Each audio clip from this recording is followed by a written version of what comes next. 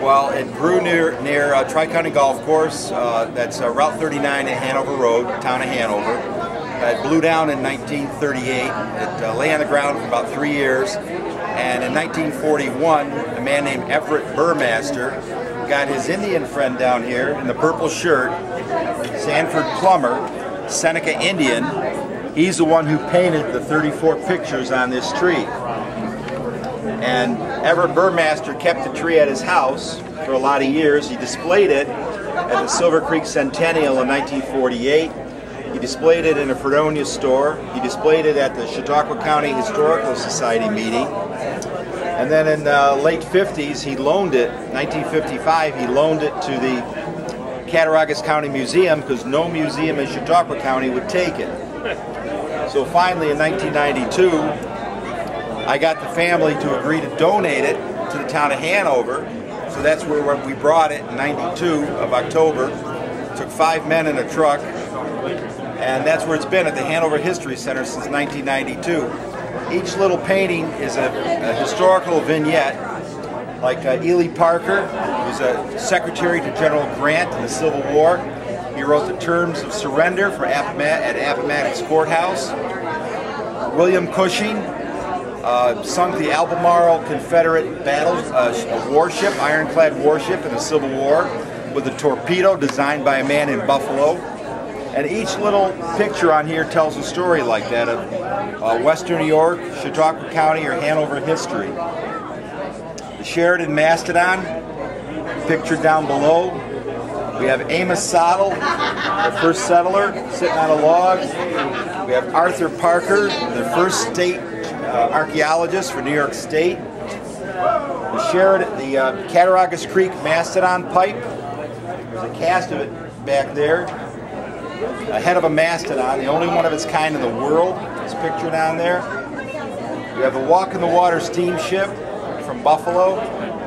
Sailed from Buffalo to Detroit with passengers in the early 1800s, and on and on. The slice came from 54 feet up the tree because it was hollow at the bottom. This is the end of the hollow right here.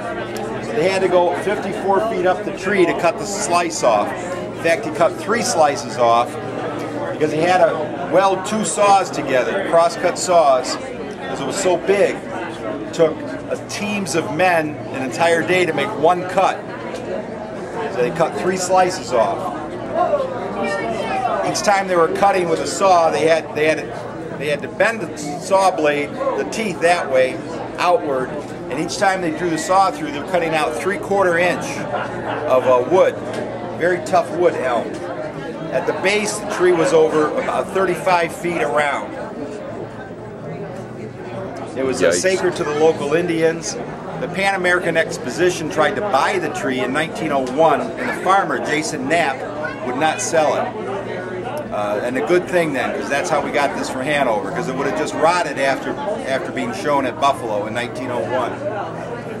So it's probably one of the most historic and amazing pieces of folk art in New York State. And it's the first time today that it's left the Hanover Museum in almost 20 years.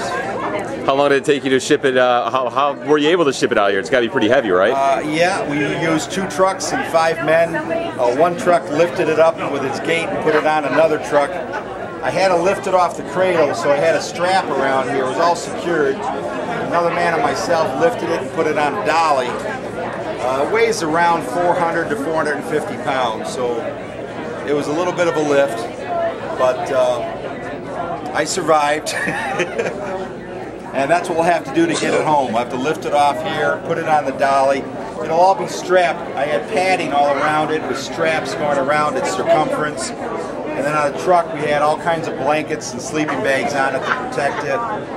Because it is brittle, it's very dry and brittle, so you don't want the bouncing to have any effect on the tree. How many rings did it have on it? About 425. So that's about how old it was, huh? Yeah. And when did it fall? They had to estimate the last few rings. It's between 410 and 440. So it goes all the way back to the Pilgrims, about 1620? Yeah, I mean, subtract what, 400, what do we get? From the time it fell. What year is this? 2000. When did it actually fall? 1611, so it's back in the 1500s when it started growing. 1938. Oh, wow. There used to be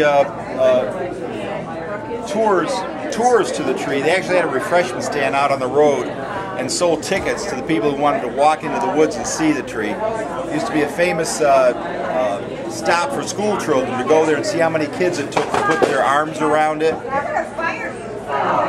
Yep, it's quite a history to it. Excellent. Thanks, Vince.